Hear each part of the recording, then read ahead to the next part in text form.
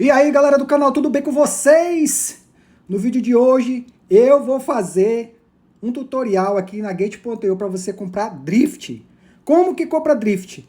Você vai clicar aqui na Gate.io, vai fazer o seu cadastro, tem um link aqui na descrição, clica no link, faz o teu cadastro.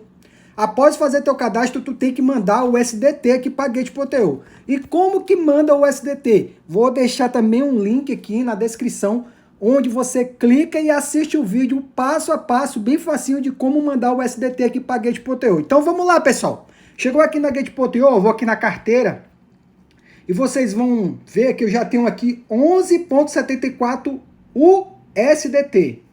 Beleza, já mandei meus USDT. Agora eu vou clicar aqui no menu negociar. E aqui onde tem o nome DOG aqui em cima, você clica, pode ser que no seu tenha BTC, tenha Ethereum, qualquer moeda que tiver aí. É aqui onde você vai clicar para escolher a moeda que você quer comprar. No caso, eu quero comprar a Drift. Certo? Já está até aqui. Pronto, Drift. Aqui onde tem limite, pessoal, você vai clicar e vai colocar mercado, tá? Para você fazer a compra rapidão. Coloquei mercado, você vai vir aqui nessa barrinha aqui, ó, que vocês estão vendo arrastar para um lado e para o outro. Coloca aí o tanto que vocês querem comprar. No caso aqui, eu quero comprar tudo. Clique em comprar. Vou colocar a minha senha de segurança. Onde que coloca essa senha de segurança? Você vai lá nas configurações, no menu segurança, você cria ela. Pronto, fiz a compra aí, ó. Deu o total de 25,19 Drift, tá?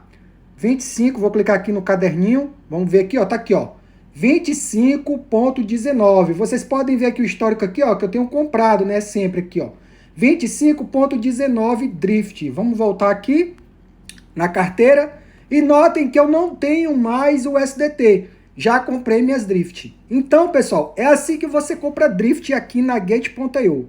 Se tiver alguma dúvida ainda, fala comigo aqui que eu vou estar respondendo e ajudando vocês aí no mundo cripto. Valeu, um forte abraço, fique com Deus e tchau, tchau!